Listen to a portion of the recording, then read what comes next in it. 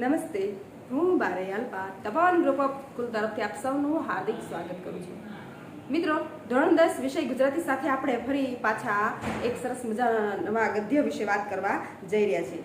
કે આજે જે ગદ્ય ભણવાના છીએ એવું કહેવાય છે જન્મોત્સવ. બહુ સરસ મજાનો એ સુરેશ જોશીનો, સુધારા યુગના સુરેશ જોશી, જેમનો એક સરસ મજાની નવલિકા છે ટૂંકી વાર્તા. તો જન્મોત્સવ, જન્મ પ્લસ ઉત્સવ, અને એની સંધિ એવી છૂટી પડે છે કે જન્મ પ્લસ ઉત્સવ, બરોબર? એટલે આ થાય જન્મોત્સવ. તો એવી સરસ મજાની એની એક વાત છે કે એ આપણે વિષય ભણવા જઈ રહ્યા છીએ. આ જન્મોત્સવ એટલે આપણે ખબર પડી જાય કે કોઈનો જન્મદિવસની ઉજવણી કરવામાં આવી રહી છે. પણ મિત્રો, અહીંયા શ્રી કૃષ્ણની જન્મની ઉજવણી થવાની છે, પણ બે અલગ અલગ પરિસ્થિતિઓમાં. કે એક છે તો કે જે અમીર લોકો છે એ કૃષ્ણ ભગવાનની ઉજવણી કેવી રીતે કરે છે, અને બીજી બાજુ એક સરસ મજાના ઝૂંપડપટ્ટીમાં રહેતા નાનું એવું કુટુંબ છે જે એના ઘરે પણ બરોબર 12 નાટકોને જેમ કૃષ્ણનો જન્મ થાય એવી જ રીતે ત્યાં એક કિશન નામના છોકરાનો જન્મ થાય છે. એટલે અહીંયા જે કૃષ્ણની ઉજવણી કેવી રીતે ધામધૂમથી થાય છે અને લોકો એમની ઉજવણી માટે શું શું કરે છે, કેવું કેવું એની ઉત્સવથી બનાવે છે, સમજા. અને સામે એક ગરીબ ઝૂંપડપટ્ટીમાં એક છોકરા જેનું નામ પણ કિશન જ છે, તો એની પરિસ્થિતિ કેવી છે. તો એ સરસ મજાની બે પરિસ્થિતિને એને ભેગી આલેખી છે. તો એવી સરસ મજાની વાત કરીએ. આગળ જોઈએ કે સુરેશ જોશીનો જન્મ 30/5/1921, જેમનો અવસાન 30/9/1986 થયો. સુરેશ હરિપ્રસાદ જોશીનો જન્મ સુરત જિલ્લાના બારડોલી તાલુકામાં વાલોડ ગામમાં થયો હતો. વડોદરાની મહારાજા સયાજીરાવ યુનિવર્સિટીમાં ભાષા ભવનના અધ્યક્ષ તરીકે તેઓ સેવા નિવૃત્ત થઈ અને જીવન અંત સુધી વડોદરામાં વિતાવી રહ્યા હતા. એટલે એમ કહેવાય છે કે એ ત્યાં એ સેવારૂપી ભજવી રહ્યા હતા. મરણોત્તર, છિન્નપત્ર તેમની નોંધપાત્ર નવલકથાઓ છે. ગૃહ પ્રવેશ તેમનો નોંધપાત્ર વાર્તા સંગ્રહ છે. મિત્રો, યાદ રાખજો. જનાંતિકે ઇદમ સર્વમ ઇતિ મે મતિ જેવા તેમના સંવેદનાસભર નિબદ્ધ સંગ્રહ છે. કિંચિત ચિત્યા મંચિ કિંચિત અને ચિંત્યામી મનસા અષ્ટાધ્યાય જેવા વિવેચન ગ્રંથો અપાયા છે. તેમણે રણજીતરામ, સુવર્ણચંદ્ર અને ગુજરાત સાહિત્ય અકાદમી, ગાંધીનગર અને દિલ્હી એવોર્ડ પણ પ્રાપ્ત થયા છે. ગૃહ પ્રવેશમાંથી આ વાર્તા લેવામાં આવી છે. એટલે તમને જો પ્રશ્નમાં પૂછે કે જન્મોત્સવ શેમાંથી લેવાય છે, તો ગૃહ પ્રવેશમાંથી. સાહિત્ય પ્રકાર શું છે, તો કે વાર્તા છે, નવલિકા છે. આ વાર્તામાં સમયના એક જ બિંદુ પર બે પરિસ્થિતિનું સમયાંતરે આલેખન થયું છે. એક જ પરિસ્થિતિનું બે, જેમાં અસીમના ટેકનોલોજી જ્ઞાનના કારણે થતો કૃષ્ણ જન્મ, એની સાથે ભળેલું લોકોનું કુતૂહલ અને આનંદ. તો બીજી બાજુ કે જ્યારે કિશનનો જન્મ કાનજી માટે આનંદનો અવસર નથી, અહીં કૃષ્ણના જન્મની પરિસ્થિતિ હળવી શૈલીમાં રજૂ થઈ છે. તો કિશનના જન્મની પરિસ્થિતિ અત્યંત કરુણ રજૂ થઈ છે. વાર્તાના અંતે કાનજી પોતાના દીકરાના પગ તોડાવવાની જીવનભર ભીખર દ્વારા રૂપિયા કમાવાનો રસ્તો કરી આપે છે. જ્યારે માણેક લાચારી અને દુઃખ અને પીડાદાયક છે. એક માને એના બાળકનું મુખ પણ બતાવ્યા વગર જીવનભર અપંગ બનાવી દેવા માટે મોકલી આપવામાં આવે છે. આમ જન્મની બે પરિસ્થિતિને એક સાથે બતાવી વાસ્તવિકતાને અત્યંત કરુણ રીતે આલેખાય છે. જો મિત્રો, ખાસ કરીને આ વસ્તુ યાદ રાખજો કે જન્મોત્સવ એટલે શું, તો કે એક જન્મોત્સવ એટલે કે જન્મની બે પરિસ્થિતિને એક સાથે બતાવીને વાસ્તવિકતાને અત્યંત કરુણ રીતે આલેખાય છે. રેડી? તો આગળ આપણે જોઈએ કે આ વાર્તામાં શું કહેવામાં આવ્યું છે. સમજ્યા કે શું કહેવામાં આવ્યું છે, કેવી રીતે થઈ છે. હવે જો કે સીધો લેખક અમુક આપણે એમ કહીએ છીએ કે જ્યારે વાર્તા શરૂઆત થાય છે ત્યારે સૌથી પહેલા એની સસ્પેન્સથી શરૂઆત કરવામાં આવે છે. તો અહીંયા શરૂઆત એવી છે કે ઘડિયાળના ઘડિયાળમાં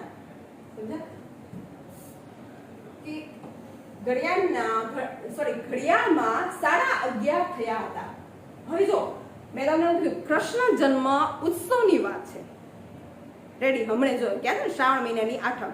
તો એ આઠમ હમણે જ આપણે સાતમ આઠમ ગઈ અને કૃષ્ણ જન્મોત્સવ, તો એ આઠમની અને બરોબર 11:30 ઘડિયાળમાં વાગ્યા હતા, કારણ કે 12 ટકોરે રાત્રિના સમયમાં કૃષ્ણનો જન્મ થયો હતો. તો શરૂઆત ક્યાંથી થાય છે? ઘડિયાળમાં 11:30 થયા હતા. હવે અડધા કલાકની જ વાત હતી. લાલ કિનખાબના પડદાની પાછળ કૃષ્ણ જન્મની બધી જ તૈયારીઓ થઈ ચૂકી હતી. વૃંદાવન દાસનો મોટો દીકરો અસિત અમેરિકા જઈને ઇલેક્ટ્રોનિક એન્જિનિયરનું ખાસ શિક્ષણ પ્રાપ્ત કરી આવ્યો હતો. એણે બધાને આશ્ચર્યમાં ગરકાવ કરી નાખે એવી તરકીબ રચી હતી. તરકીબ એટલે યુક્તિ. કારાગૃહમાં કૃષ્ણનો જન્મ, વર્ષા વસુદેવનો કૃષ્ણને લઈને યમુના ઓળંગીને ગોકુળ જવું, આ બધું વીજળીની કરામતથી તાદૃશ્ય બનતું તે બતાવતો હતો. આથી બધા આતુર હતા કે લાલ કિનખાબનો પડદો ક્યારે ખુલે તેની રાહ જોઈ બેઠા હતા. સમજ્યા?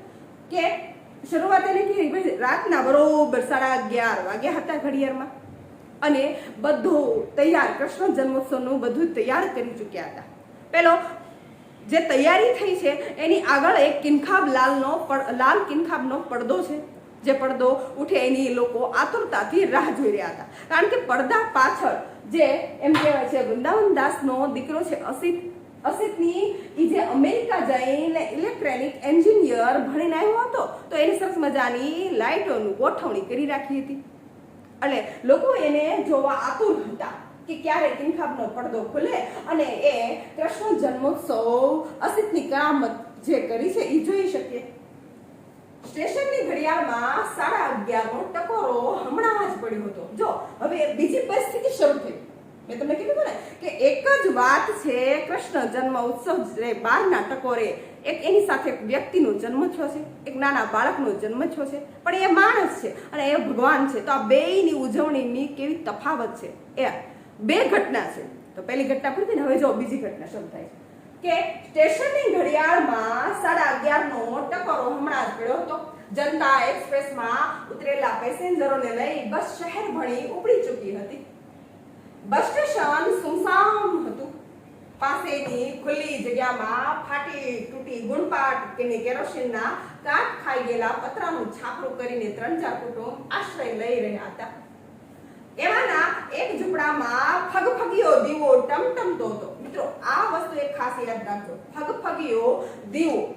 સમજ્યા? તમને એ ફગફગીયો દીવો વિશેષણ તરીકે પણ પૂછાય છે. કોઈ પણ સ્ત્રીના કળસવાનો અવાજ એ નિસ્તબ્ધતામાં સંભળાતો હતો, પણ એ ઝૂંપડાની વાસ્તવિકતા એના પર ધ્યાન આપ્યું હોય એમ લાગ્યું નહોતું. આથી અડધા ઊંઘમાં અને અડધા જાગતા એવી અવસ્થામાં કોઈ બોલતું સંભળાયું. એલા કાનજી માણકી કળસે છે, જરા જઈને તો જો તો ખરો. એટલે બરોબર એમ કહેવાય છે બીજી પરિસ્થિતિ. એવું કહેવાય એક રેલવે સ્ટેશનની બાજુમાં એક નાના એવા ફાટેલા તૂટેલા ગુણપાટ અને કેરોસીનના પતરાનું બનાવેલું એક છાપરું હતું. એ છાપરામાં, એટલે જેને આપણે કહીએ ઝૂંપડપટ્ટી, બરોબર, તો એવા છાપરામાં 2-4 કુટુંબો આશ્રય લઈ રહ્યા રહેતા હતા. એવામાં નાનો એવો ત્યાં ફગફગીયો દીવો. ફગફગીયો એટલે કેવો કે જો દીવાની જ્યોત સીધી ન હોય અને પવનથી એ આમ તેમ હલ્યા કરતી હોય એટલે ફગફગીયો કહેવાય. તો ફગફગીયો દીવો ત્યાં ટમટમતો હતો. કોઈ સ્ત્રીના કળસવાનો અવાજ આવતો હતો, કોઈને કોઈ પીડા થતી હોય તે કળસવાનો અવાજ આવતો હતો, પણ એ ઝૂંપડીની વસ્તીએ તેના પર ધ્યાન આપ્યું નહોતું અને અડધા જાગતા ઊંઘ અડધા સૂતા એવી પરિસ્થિતિમાં કોઈ કાનજીને કહે છે કે લા કાનજી માણકીને જોતો ખરા, જરા કણસે છે. એટલે બીજાએ પણ એવા જ અવાજે જવાબ આપ્યો. એમાં હું જોવાનું હતું? વખત થયો લાગે છે કે અંધારે ખૂણેથી કોઈ ડોશી ખોખારા કર્કશ અવાજે બબડી. માણકી જબરીને એના પેટનું છોરુંય જબરું. માળું ટરકડખાર દીધો તો એ કાંઈ વળ્યું કે હવે કોઈ આવનારને પાછું ઠેલાય ખરું. કર કાંઈ બાપલા, છૂટકો છે. એવું સરસ મજાની વાત કરે છે કે કોઈએ એને અવાજ દીધો તો કાનજીને. ત્યારે કાનજી એમ કહે છે કે બીજાએ પણ એવો અવાજ સંભળાયો. એમાં હું જોવું હતું? બીજાએ કાનજીને એવું કીધું, ભાઈ કહે શું? કારણ કે માણકી છે એને બરોબર 9 મહિના પૂરા થાય છે અને એક છોકરાનું જન્મ થવાનો સમય આવી ગયો છે, એટલે એ ગણસી છે એના દુખાવાથી, બરોબર. કર્કશ અવાજે કોઈ ડોશી બબડી. પહેલા તો નસ નહોતી ને, પહેલાના સમયમાં ગામડે આયા દાય એવા હતા, સમજા, જે ડિલિવરી કરાવી શકે, બરાબર. તો અહીંયા એક ડોશીમાં છે જે વૃદ્ધ છે, જેના અનુભવ ઘણા છે, તો એવા ડોશીમાં છે જે કર્કશ અવાજ, એટલે કોઈ ખીજાઈને બોલવું, બરાબર. તો એવી રીતે એ બોલ્યા કે માનકી જબરીના પેટમાંનું છોરું જબરું માળું ટંકણ ખાતી તોય કાંઈ વળ્યું નહીં, કે એની જે છેલ્લી અવસ્થા આવી ગઈ એ અવસ્થા પણ કાંઈ પાછું થોડું ઠેલવાય. એવી રીતે એ ડોશીમાં એમને વાત કરે છે અને આગળ એ સમજાવે છે કે વળી ઘડિયાળનો કાંટો આગળ વધતો હતો, માણકી કરાંજતી હતી, આકાશને કદીક વીજળી નીંદી જતી હતી, ભારે કડાકો થતો હતો, તે ભારે વરસાદ માથે ઝઝૂમી રહ્યો હતો, કે એવા સમયમાં બરોબર પેલી માણકી કણસતી હતી અને વળી આકાશને કદીક વીજળી વીંધીને વહી જતી હતી. જો આ એક તમારો અલંકાર છે, સમજા? કયો? તો કે એ સજીવારોપણ અલંકાર. વીંધીને વહી જવું, વળી ભારે કડાકો થતો હતો, બરોબર સાથે સાથે વરસાદ હતો, વરસાદ ઝઝૂમી રહ્યો હતો, કે એક સાથે આવે કે સામેલાની ધારે એવો વરસાદ માથે ઝઝૂમી રહ્યો હતો. ઘડિયાળનો કાંટો આગળ વધતો હતો, ઉપરના ઓરડામાં વિશાખા અને ધનંજય ટોળા વચ્ચેથી સરી જઈને કે આગળ જે વિશાખા અને ધનંજય છે, સમજ્યા? એ એવું કે છે કે બરોબર લોકોની ભીડમાં એ બેઠા છે, વળી એ બેઠા અને ત્યાંથી એ પોતાના સ્થાન ઉપર જઈ અને એ સરસ મજાની વાત કરવી, ટોળા ટપ્પા મારવા, ટીખળ કરવી, એ વાત ઈ કરી રહ્યા છે. તો જાણે એમ કહેવાય છે કે બંને એ ઉપર ગયા કે વાર્તાલાપ કરી રહ્યા હતા, કોઈ કઈ વાતો કરી રહ્યા હતા. તેમને એમ લાગ્યું કે હવે તો તેનો નીચું જવું જ પડશે, એટલે જે ધનંજય અને વિશાખા હતા એ વાતો કરી રહ્યા હતા પોતાના છત ઉપર, બરોબર. એની સામે કૃષ્ણ ઉત્સવની તૈયારી થઈ રહી છે, એટલે કે હવે બરોબર 12માં વાર નથી, 12ના ટકોરામાં વાર નથી, એટલે બંને એ પાછા એમ કે છે કે લાવો હવે નીચે જઈશું. વૃંદાવન દાસ અને એમની મંડળી બેઠકમાં ભાગવતનું શ્રવણ કરી રહી હતી. તે પણ હવે વખત થવા આવ્યો, જાણી ઠાકોરજીના ઓરડા તરફ આવવાની તૈયારી કરી રહ્યા હતા. એટલે એમ કહેવાય છે કે એ પણ ત્યાં આવવાની તૈયારી કરી રહ્યા હતા. જો અહીંયા પાછી બીજી પરિસ્થિતિ શરૂ થઈ કે પેલા ધનંજય, વિશાખા છે, વૃંદાવનદાસ છે, એની મંડળી છે મિત્રોની, એ મંડળી પણ અને બીજા સૌ લોકો કે છે કે હવે 12ના ટકોરામાં જાજી વાર નથી, કૃષ્ણ જન્મની તૈયારી છે, એટલે ચાલો હવે પોતપોતાની બધી વસ્તુ મૂકી અને ત્યાં જે તૈયારી થઈ છે ત્યાં આવી રહ્યા છે. મધુસૂદન અને તેમની મિત્ર મંડળી બ્રિજના 2 રબર પૂરા કરી અને અસિતની કરામત જોવા યથાસ્થાને ગોઠવાઈ જઈ ટોળ ટપ્પા હાકી રહી હતી. એમાં મધુસૂદન હતા એમના મિત્રો, એમને પણ ત્યાં એમની જે પેલું બ્રિજના રમત એટલે કે ગજીફો એની રમત હોય ને એની જે એમ કહેવાય છે રમત એક પૂરી કરી અને બીજી રમત અધૂરી છોડી બધા પાછા ત્યાં ગોઠવાઈ ગયા. અસિતથી સાવ નિશ્ચિત બનીને એક બાજુએ ત્યાં જોડે વાત કરતો હતો, કરતા હસી બેવર વળી જતો હતો. ત્યાં શરીર પહેરીને મુખિયાજી આવ્યા. નિજ મંદિરમાં જઈને છેલ્લી તૈયારીમાં એ પરોવાઈ ગયા. કૃષ્ણ જન્મનું મુહૂર્ત નિકટ આવતું ગયું. વળી ભીત પરના ઇલેક્ટ્રિક ઘડિયાળનો મોટો તથા નાનો કાંટો એકબીજાની નજીક આવવા લાગ્યા. કે હવે બરોબર એમ કહેવાય છે કે જે ઓલી તૈયારી થઈ અસિતે જે કરી છે એ અસિતની તૈયારી બહુ નજીક જોવા લોકો સૌ ભેગા થઈ ગયા છે. બરોબર ઘડિયાળના 2 કાંટા ભેગા થવા જઈ રહ્યા છે. સ્ટેશનના ઘડિયાળના કાંટા પણ એકબીજાની નજીક આવતા હતા. માથા પર ઝઝૂમી રહેલા વાદળ તૂટી પડ્યા હતા. વરસાદની જડી જવા લાગી હતી. બસ સ્ટેશન પાછળના છાપરા ઉડું થઈ રહ્યા હતા. સુસવાટા પવનના અવાજમાં હમણાં સ્ટેશનને ગજાવી મૂકે એવે આવેલા ગુજરાત મેલના અવાજમાં માણેકના કરાંજવાનો અવાજ સ્પષ્ટ સંભળાતો ન હતો. પેસેન્જરોને કારણે બસ સ્ટેશન વળી થોડી વારને માટે ઝાકતું થયું હતું. પળવારમાં એ લીલા સમેટાઈ ગઈ હતી. ધીમે ધીમે નિસ્તબ્ધતા છવાઈ ગઈ. વરસાદ એક ધારો પડવા માંડ્યો. એકાએક ફગફગીયો દીવો બુઝાઈ ગયો ને નિસ્તબ્ધતાને વિંધીને નવા જન્મેલા બાળકનું રુદન ગાજી ઉઠ્યું. કે પછીની જે સ્થિતિ છે એ ક્યાંની છે તો કે એ છે સરસ મજાની પેલી ઝૂંપડપટ્ટીની. અહીંયા બે સ્થિતિ ક્રમ અનુસાર પેલા અસિતની વાત આવશે, ત્યાર પછી પેલો કિશનની વાત. તો કે બીજી ઘટના એવી થઈ કે ન્યાય એમ કે છે કે બે કાંટા નજીક આવી રહ્યા છે, વળી માથે વાદળો ઝઝુમી રહ્યા છે, વરસાદ પડું થઈ રહ્યો છે, એક સામ તો એ તૂટી પડે છે, વરસાદની જડી વિંજાવા લાગી છે, બસ સ્ટેશન પાસે છાપરા ઉડું થાય છે, પવન સાથે છે. વળી એવું કે છે સુસવાટા પવનના અવાજમાં હમણાં સ્ટેશનને ગજાવ મૂકીને આવેલી ગુજરાત મેલના અવાજમાં માણેકનો કરંજવાનો અવાજ સંભળાતો ન હતો.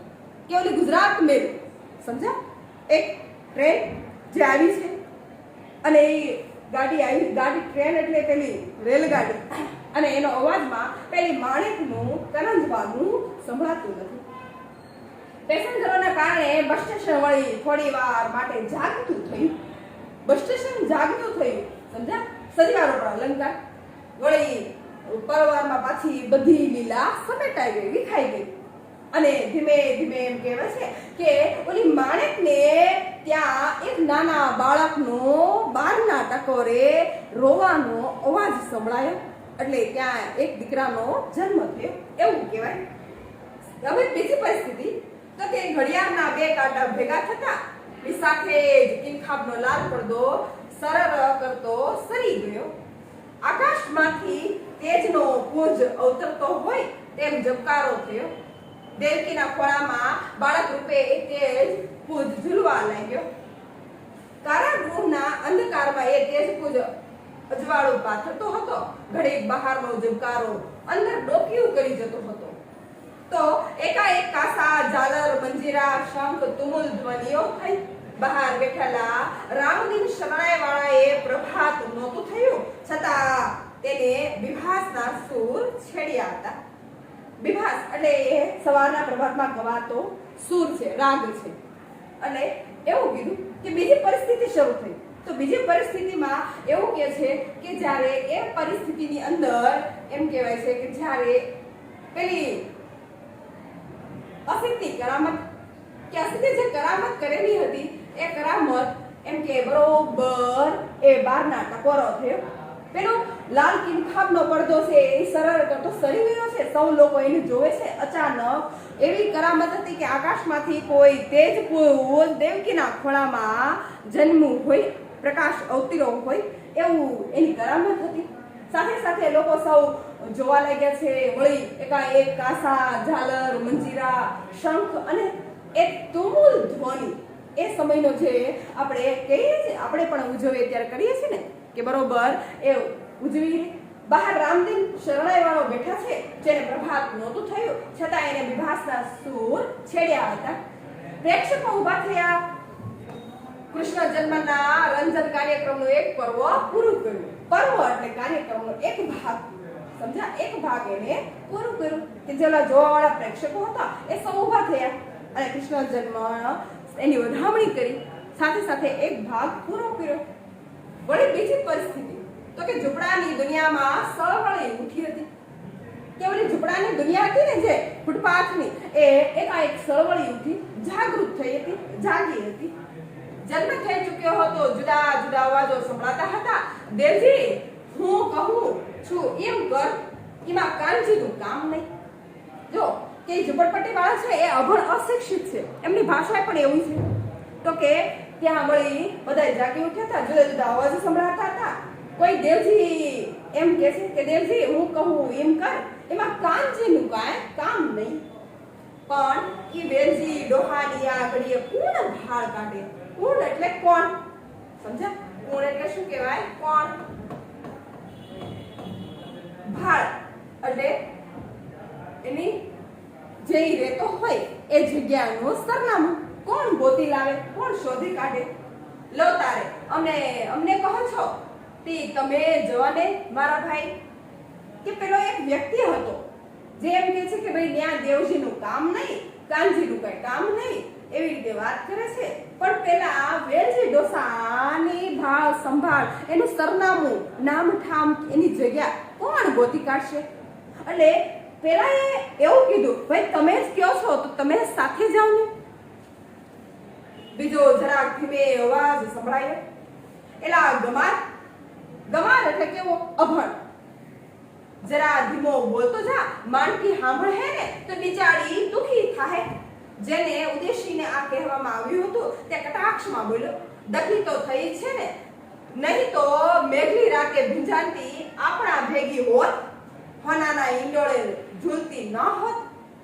કે વળી એમાં કોઈ એક વ્યક્તિ એને બોલ્યો કે ભાઈ ધીમો બોલ ને, જો જોરથી બોલીશ તો ઓલી માણકી સાંભળી જશે અને એનું આ દીકરું છે કે હજી હમણાં જન્મ થયો છે તો એને દુઃખ લાગશે, એને પીડા થશે. એટલે વળી ઓલો તાળીમ ખીજાઈને કહે છે કે દુઃખી શું થાય, સમજા?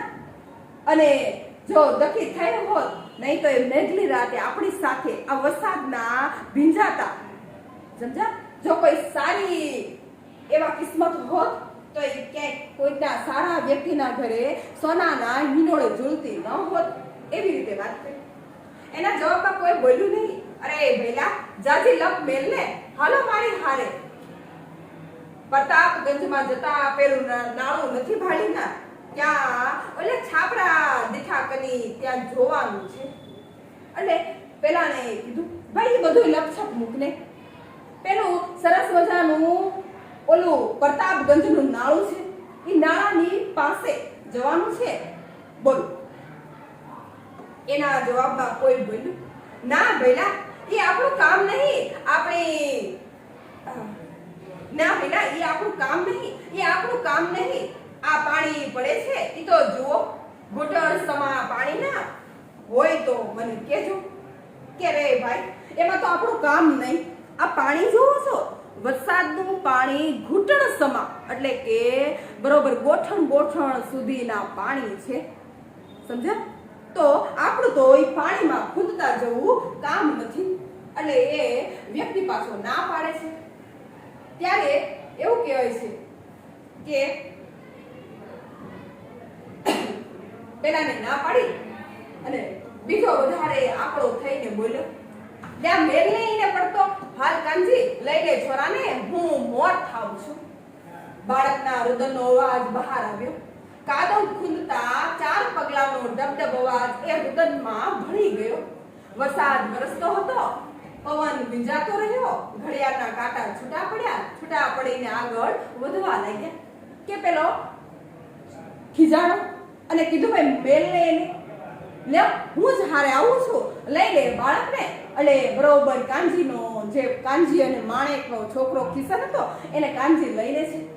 એ લઈને અને બાળકને લઈને આ બંને જણા જાય છે. એટલે ઓલા બાળકનું રુદન છે એ ઓલા કાદવ ખૂંદતા ડબડબ અવાજમાં બાળકનો અવાજ ખોવાઈ ગયો.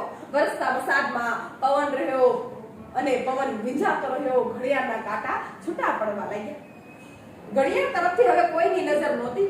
અસિતની માયાવતી સૃષ્ટિ બધા સ્તબ્ધ બનીને જોઈ રહ્યા હતા.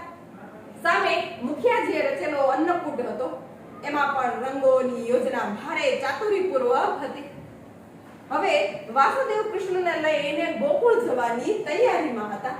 દેવકી કેમ કરીને માનતી નહોતી, હાથ હલાવીને કરગતી હતી. પાચાદ ભૂમિમાં શરણાઈનો કરુણ સૂર ભૂમી રહ્યો હતો. અસિતની તરકીબ હવે ગાઢ વર્ષાનું દ્રશ્ય આબે ખૂબ રજૂ થયું હતું. આખરે વરસાદ કૃષ્ણએ હાથમાં લીધા, છાબમાં જાળવીને મૂક્યા.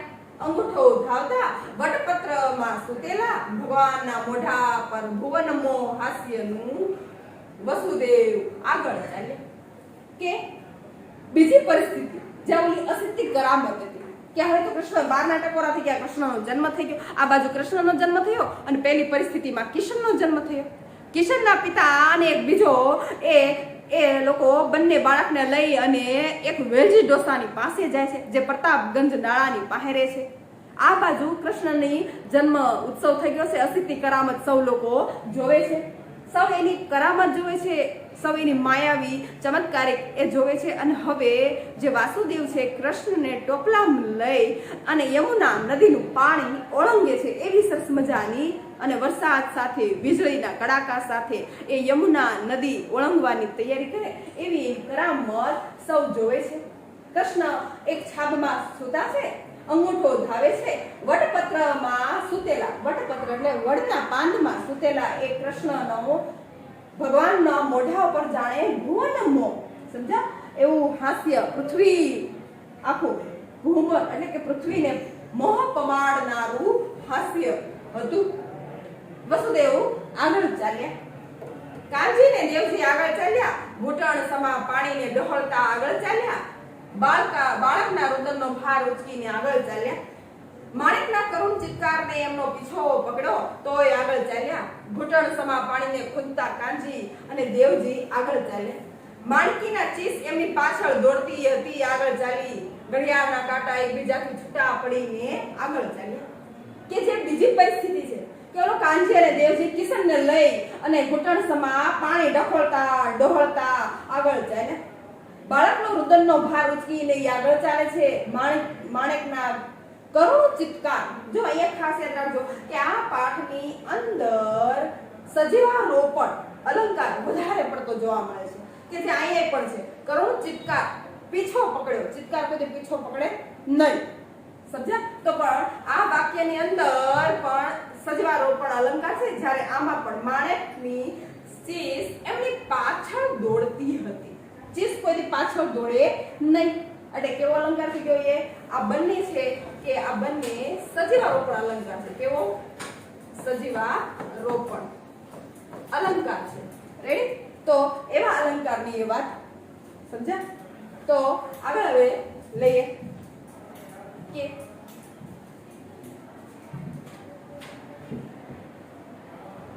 એમ કહે છે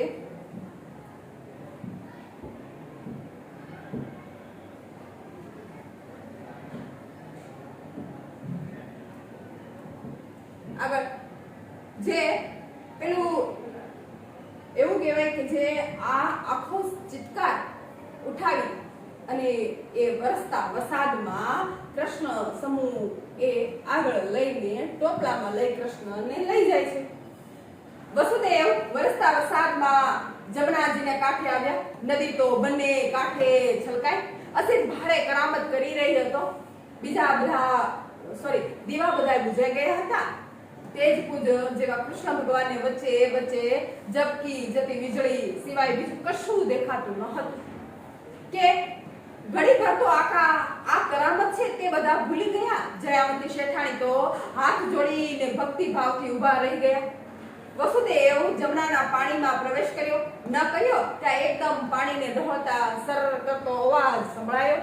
ઘડી ભર બધાએ ચમકી ગયા. કૃષ્ણ ભગવાનને માથે નાગે છાયા કરી ભક્તોએ હાથ જોડ્યા. બીજા કુતૂહલથી વિસ્ફારિત રીતે જોઈ રહ્યા. વાસુદેવ આગળ વધ્યા કે જે કૃષ્ણ ભગવાન યમુના કાંઠે એટલે કે જે નદીમાંથી પ્રવેશ કરતા હોય એવી હજી અસિદ્ધિ કરામત હતી. વીજળી ઇલેક્ટ્રિક થી એવી કરામત કરી હતી કે યમુનાના નદીને વાસુદેવ ટોપલામાં કૃષ્ણને લઈ અને નદી ઓળંગે છે. સાથે વીજળીના કડાકા છે, સરસ વરસાદ પડે છે, નદીના જે પૂર ઉછાળ છે, વળી એ સૌ જાણે એવું એને કરામત કરી હતી, તરકીબ રચી હતી કે એનાથી સૌ પ્રેક્ષકોને તો એવું ઘડીભર તો ભૂલી ગયા કે આ એક તરકીબ છે. એ તો હકીકત માની. અને જયાવંતી શેઠાણી તો બે હાથ જોડીને વળી પ્રેક્ષકો વચ્ચેથી ઊભા પણ થઈ ગયા. વેલજી ડોહા છોકે આગળ બરોબર બીજી પરિસ્થિતિ શરૂ થઈ. વેલજી ડોહા છોકે કોણ છે? એટલે બરોબર ઓલો કાનજી અને દેવજી કિશનને લઈને વેલજી ડોહાને ત્યાં જાય છે. ત્યાં જઈને ઈ કહે છે કે વેલજી ડોહા છો કે? ઓલાએ કહ્યું કે કોણ છે? ઘોઘરા અવાજે દમિયેલા ડોસાએ ઉધરસનો ઠણકો ખાતા જવાબ આપ્યો, ઈ તો હું અને કાનજી જટ આવો ભા, આ છોરો લાવ્યા છીએ, જરા એના ટાટિયા વાળી લો.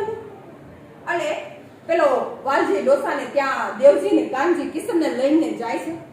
ત્યાં જાય છે એટલે ત્યાં જઈને એ પૂછે છે કે ઘોઘરા અવાજે એને કહે છે વેલજી ડોહા છો કે? અરે વેલજી ડોસાએ સામેથી જવાબ આપ્યો કોણ છે? ઘોઘરા અવાજ એટલે કે જે વૃદ્ધ થઈ ગયો છે એવો ઘોઘરો અવાજ. દમિયેલા ડોસાએ ઉધરસનો ઠણકો ખાતા એને જવાબ મળ્યો હતો ઈ તો હું અને કાનજી જટ આવો છોરો લાવ્યા છીએ અને જરા એના ટાંટિયા વાળી લો.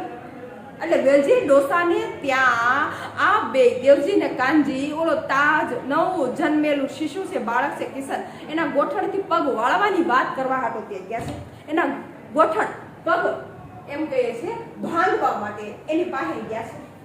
ડોસો બોલ્યો હાવ બેઠો રહીએ એમ કરવું છે કે પછી લાકડીના ટેકે હાલીને ભીખ માંગે એમ કરવું છે? કે દેવજી અને કાનજીને આ વેલજી ડોસો કહે છે કે આ છોકરાના પગ હું ભાંગી નાખું વાળી નાખું પણ કેવી રીતે? હાવ બેઠો રે એમ ભાંગી નાખું કે પછી લાકડીના ટેકે હાલે એમ ભાંગી નાખું?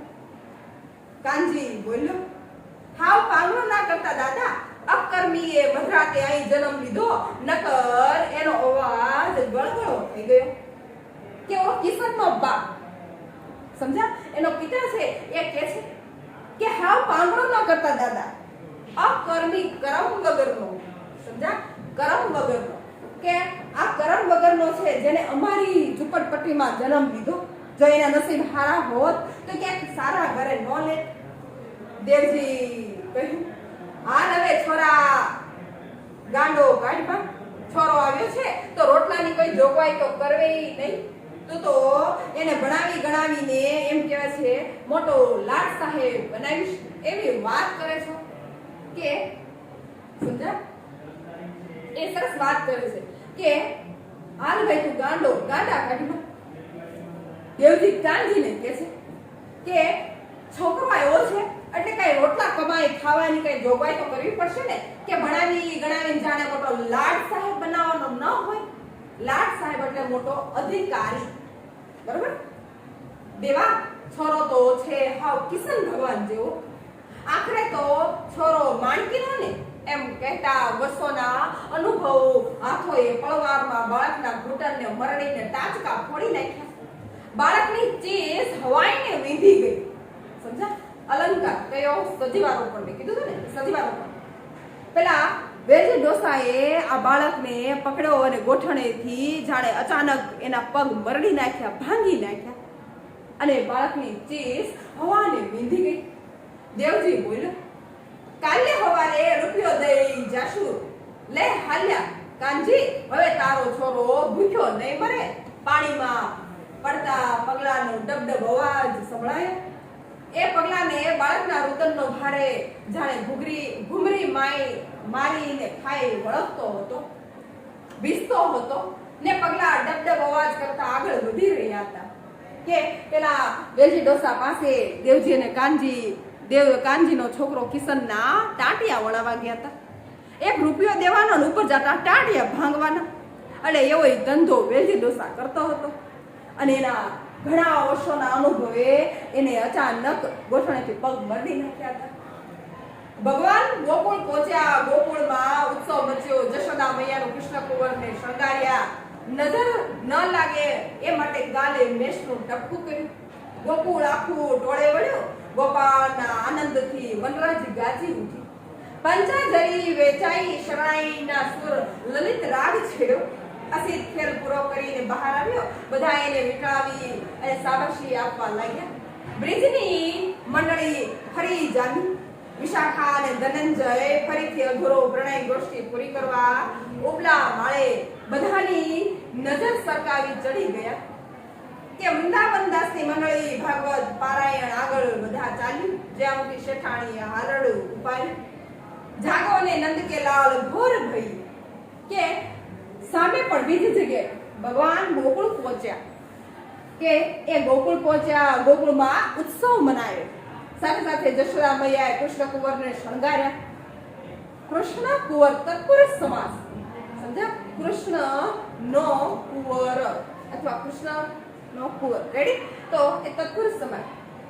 નજર ન લાગે માટે ગાલે મેષનું ટપકું કર્યું. ગોકુળમાં આખું ટોળું મળ્યું. ગોપાળ બાપાના આનંદ રવથી વનરાજી ગાજી ઉઠી, પંચાજરી વેચાઈ, શરણાઈના લલિત રાગ છેડા, અસિત ખેલ પૂરો કરીને બહાર આવ્યો. બધા એને બિરદાવી રહ્યા, શાબાશી આપી. એને જે આ કરામત કરી હતી તેવી સૌ પછી પોતપોતાની જે કામ કરતા હતા. કોઈ બ્રિજની રમત રમતા હતા તો એ રમત અધૂરી છોડીને આવ્યા તો રમવા આવી ગયા. પેલો ધનંજય વિશાખા એ પ્રણય ગોષ્ઠી સરસ મધુર વાત કરતા હતા, વળી પાછા એ વાત કરવા આવી ગયા. એવામાં જયાવંતી શેઠાણી હતા, એ પબ્લિક વચ્ચે બેઠા હતા, જેને એ સરસ મજાનું હાલરડું ગીત ઉપાડ્યું કે જાગો નંદ કે લાલ ભોર ભઈ. ભોર એટલે સવાર પડ્યું, એની એ વાત કરે છે. માણેકની ચીસ પાછા ફરેલા કાનજી અને દેવજીને વધાવ્યા. મને એનું એકવાર મોઢું તો દેખવા દેવું હતું ને. લાવો મારા ખોળે, લાવો મારા કુંવરને. પેલો કાનજી છે ઈ દેવ માણકી છે, કાનજીને કહે છે કે તમે એકવાર મને મારા છોરુને એટલે કે એના છોકરાને સમજ્યા મોઢું તો દેખાડવા દેવું હતું કે તમે એમ લઈ ગયા. લાવો મારા છોકરાને, લાવો મારા કુંવરને. કોણ કે છે? માણકી. દેવજીએ કહ્યું, ગાંડી થામા માણકી, તારા નંદકુંવરને કોઈ ચોરી ગયું નથી. લે આ તારો છોરો. કાનજીની સામે ચિત્ર ખડું થયું. દક્ષી બપોરે માણેકથી સાથે પતરાની નાનકડી ગાડીમાં પેલા પાંગળા કિશનને શહેરના રસ્તા વચ્ચે ખેંચી રહ્યો છે. પોતે આંધળી છે, દીકરો પાંગળો છે, દુનિયા દેખતી છે, ભગવાન કૃપાળુ છે, મમા ધાન છે, દુનિયા પર વૈકુંઠ છે. ભગવાન ગોકુળથી પધારીને મથુરાના રાજા થયા છે, બધા સુખી છે. કે સામેનું બે પરિસ્થિતિ અહીં ભેગી કરી.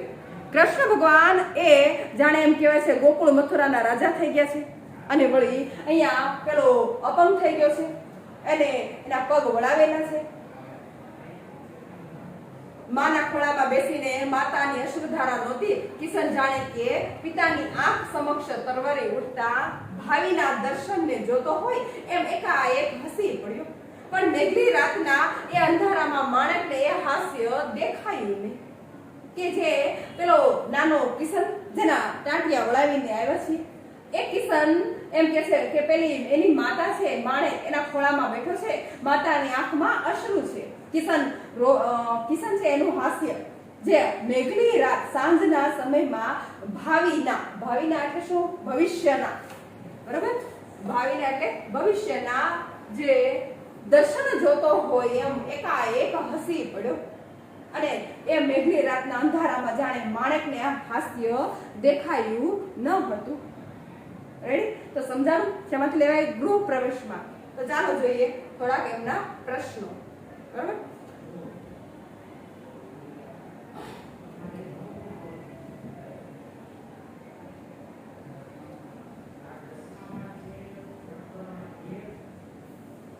ઓકે, તો જો કે સૌથી પહેલા તો આપણે એ વાત કરીએ પ્રશ્નોની કે લાલ કિનખાબનો પડદો ક્યારે ખુલે છે? લાલ કિનખાબનો પડદો ક્યારે ખુલે તેની લોકો રાહ જોઈ રહ્યા હતા. કારણ આપો. તો ક્યારે કે લાલ કિનખાબનો પડદો ક્યારે ખુલે તેની લોકો રાહ જોઈ રહ્યા હતા. તો વીજળીની કરામત. ઓકે, તો આ તમે તમારું જે છે કે કૃષ્ણ દ્રશ્ય ઉજવાતું હતું એના બાકીના જે સાવ અહીંયા જોઈએ તો કે સાવ બેઠો રહ્યો એમ કરવું છે કે પછી લાકડીના ટેકે ચાલે એમ કરવું છે? એ કોણ બોલે છે? તો કે વેલજી ડોસો. ફગફગીયો દીવો બુઝાઈ જવાની સાથે બીજી કઈ ઘટના બને છે? તો કે પેલા કિશનનો જન્મ થાય છે. ત્યાર પછી જય શ્રી કૃષ્ણ અને કઈ તરકીબ અને કાનજી દેવજી બાળકને લઈને ક્યાં જતા હતા? તો વેલજી ડોસા પાસે પગ ભાંગવા માટે. સમજ્યા? એટલે તમારું એમ કહેવાય છે કે આ સ્વાધ્યાય પૂરું. રેડી? તો ત્યાર પછી જો કે 7-8 લીટીમાં છે એમાં બે જ પ્રશ્નો આપ્યા છે. એ બે પ્રશ્નની અંદર તમારે એ મુદ્દાસર જવાબ આપવાના છે. તો આ બે તમારા મુદ્દાસર છે. નિજ મંદિર ઊભું કરેલું કૃષ્ણ જન્મોત્સવનું દ્રશ્ય વર્ણવો, નવજાત બાળકીની કરુણતા તમારા શબ્દમાં લખો. એટલે આઈએમપી પ્રશ્નો છે. સમજ્યા? તો આ બે આઈએમપી પ્રશ્નો છે. તો આની તૈયારી તમારે કરવાની. રેડી? ઓકે, તો અહીંયા જો મિત્રો કે હું ઈચ્છીશ કે તમને આ વાર્તા સરસ રીતે સંભળાણી છે, સમજાણી હશે અને એના સ્વાધ્યાય પણ સારી રીતે કરી શકશો. નમસ્તે, અસ્તુ.